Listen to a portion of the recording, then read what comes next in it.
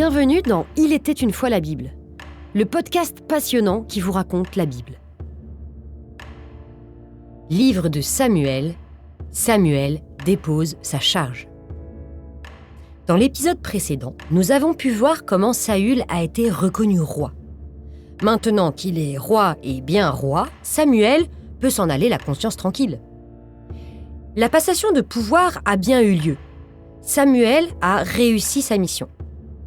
Nous allons donc maintenant assister à une sorte de cérémonie d'adieu où Samuel va déposer sa charge aux pieds du peuple d'Israël.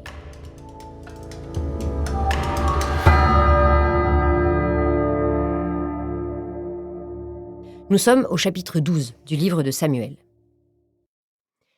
Samuel déclara à tout Israël : « Voyez comme j'ai écouté jusqu'au bout votre appel. J'ai fait régner sur vous un roi. Quant à moi, je suis devenu vieux, moi qui ai marché devant vous depuis ma jeunesse jusqu'à ce jour.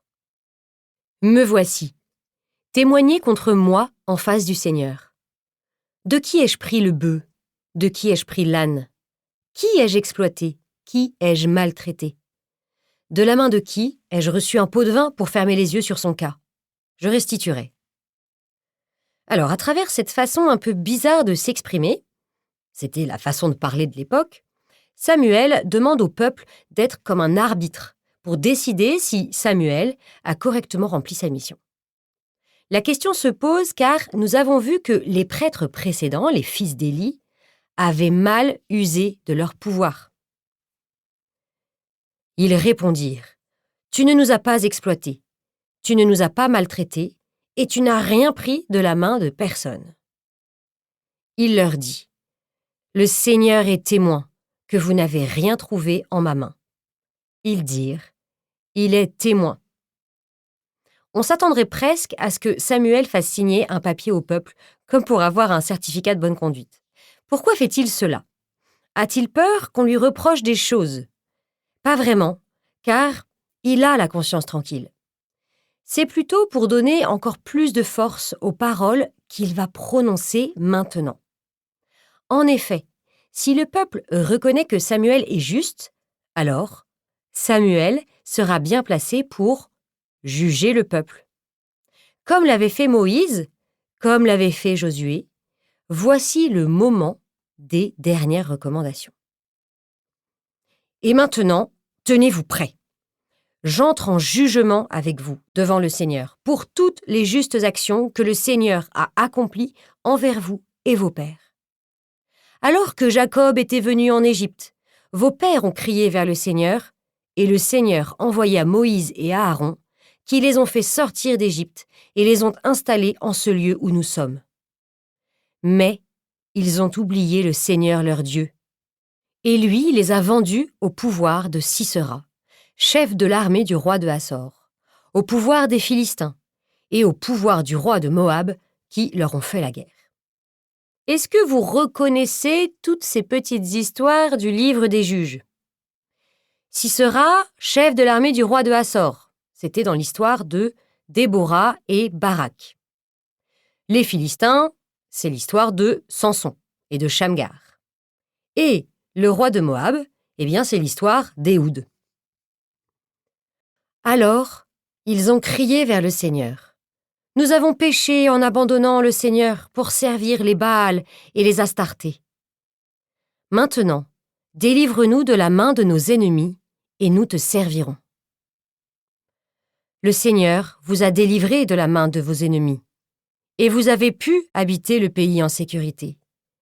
Mais, vous m'avez dit, non, c'est un roi qui doit régner sur nous, alors que votre roi, c'est le Seigneur votre Dieu. Et maintenant, voici le roi que vous avez choisi.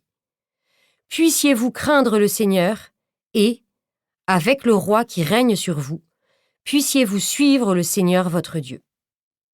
Mais, si vous vous révoltez contre les ordres du Seigneur, la main du Seigneur sera contre vous, comme elle fut contre vos pères. » Comme toujours dans la Bible, Dieu propose au peuple un chemin pour aller vers lui, même s'il n'était pas d'accord avec le choix de départ. Ici, le peuple choisit la royauté. Dieu n'était pas d'accord avec ça. En revanche, Dieu n'est pas un papa gâteau qui laisse tout passer. Si le peuple ne reste pas fidèle à Dieu, il lui arrivera la même chose qu'au temps des juges. Sur ces paroles, et après les 3 coups représentés par les 3 fois où Saül est fait roi, le rideau tombe sur Samuel. Donc maintenant, place au règne de Saül. C'est le chapitre 13 maintenant qui commence. On ignore l'âge de Saül lorsqu'il devint roi, et il régna 2 ans sur Israël. Saül choisit 3000 hommes en Israël. Quant au reste du peuple, il le renvoya chacun à ses tentes. Donc, si le peuple a demandé un roi, c'est pour combattre des ennemis, et Saül va s'y employer. Les Philistins se rassemblèrent en vue de combattre Israël. 30 000 chars, 6 000 cavaliers, et une troupe aussi nombreuse que les grains de sable au bord de la mer. Alors là, nous avons un petit problème d'équilibre des forces.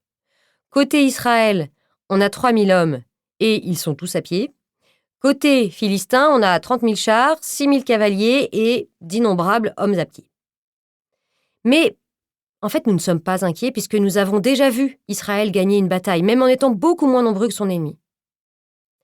Est-ce que vous vous rappelez d'ailleurs le combat de Gédéon, le juge, contre les Madianites, dans l'épisode Gédéon et le jour de Madian?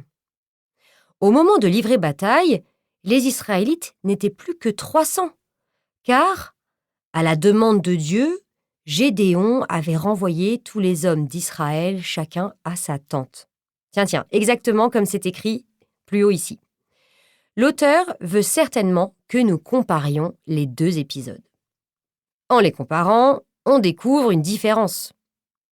C'est Dieu qui avait demandé à Gédéon de n'avoir que 300 hommes avec lui. Saül, au contraire, a renvoyé le peuple de sa propre initiative. C'est comme s'il répétait mécaniquement les histoires qu'il a entendues, comme des recettes. Un peu comme Moïse la 2e fois, il avait frappé le rocher au lieu de lui parler. Le problème, c'est qu'avec Dieu, ce ne sont pas les techniques qui garantissent la victoire. Ce qui fonctionne, c'est d'écouter Dieu, tout simplement. Le texte ne nous dit pas si Saül a demandé conseil à Dieu avant la bataille. Mais la suite va nous laisser penser que non. Saül était encore à Gilgal, et tout le peuple qui était derrière lui tremblait de peur. Est-ce que vous vous souvenez? Gilgal, c'est là que, juste après l'avoir oint, Samuel avait donné rendez-vous à Saül. Il devait y descendre avant Samuel, puis l'attendre pendant 7 jours, jusqu'à ce que Samuel arrive pour faire les holocaustes, les sacrifices de paix, et dire à Saül quoi faire. Voilà ce qui permettra à Israël de gagner. Par l'intermédiaire de Samuel, Saül pourra recevoir les conseils de Dieu. C'est la grande nouveauté d'organisation maintenant qu'il y a un roi. Le roi mène la bataille, le prophète lui transmet les conseils de Dieu. Alors qu'avant, au temps des juges, le juge avait un peu tous les rôles. En effet, comme Dieu l'a expliqué, avoir un roi à la base, ça n'est pas une bonne idée. Le risque est trop grand qu'il cherche surtout à avoir du pouvoir. Il faut donc, à côté de lui, un autre homme. Pour cette raison, Samuel a donné à Saül des instructions précises. Alors, voyons maintenant si Saül va les respecter. Est-ce que ici, Saül est arrivé avant Samuel? Oui. Et qu'est-ce qu'il doit faire maintenant? Attendre Samuel. Écoutez ce qui va suivre. Il attendit 7 jours, le rendez-vous de Samuel. Mais Samuel ne vint pas à Gilgal. Le peuple, quittant Saül, commençait à se disperser. Alors Saül dit : « Amenez-moi les animaux pour l'holocauste et les sacrifices de paix. » Et il offrit l'holocauste. Là, on a tous envie de dire « Non, Saül, ne fais pas ça, justement l'important c'est que le roi ne joue pas tous les rôles. » Hélas, hélas. Or, comme il achevait d'offrir l'holocauste, voici que Samuel arriva. Saül sortit à sa rencontre pour le saluer. Samuel lui dit : « Qu'as-tu fait ? Saül répondit, « Quand j'ai vu que le peuple se dispersait en me quittant, que toi-même tu ne venais pas au rendez-vous et que les Philistins étaient rassemblés, je me suis dit, « Maintenant les Philistins vont descendre pour m'attaquer, sans que j'aie apaisé le Seigneur. » Alors me faisant violence, j'ai offert l'holocauste. Samuel dit à Saül, « Tu as agi comme un insensé. Tu n'as pas observé le commandement du Seigneur. Autrement, le Seigneur aurait rétabli ta royauté sur Israël pour toujours. Mais maintenant, ta royauté ne tiendra pas.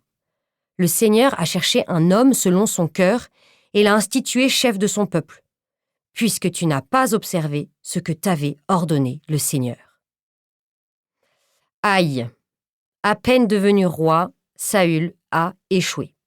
Et Samuel est furieux. Tous ses efforts pour apprendre à Saül à être roi selon le cœur de Dieu ont été inutiles. Et on ne plaisante pas avec les commandements de Dieu. Saül vient de l'apprendre, tout comme avant lui Moïse, les fils d'Aaron, les habitants de Beth-Shemesh en voyant l'arche, etc. Par rapport à d'habitude, Dieu est même très indulgent. Car Saül peut continuer à être roi. Simplement, ses fils ne le seront pas. Saül a désobéi une première fois.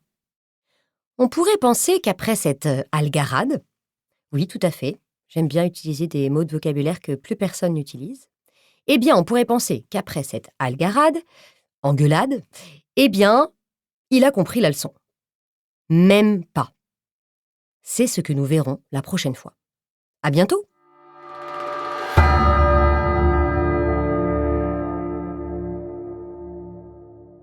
Un grand merci d'avoir écouté cet épisode jusqu'au bout. S'il vous a plu, n'hésitez pas à partager ce contenu et à vous abonner. À bientôt!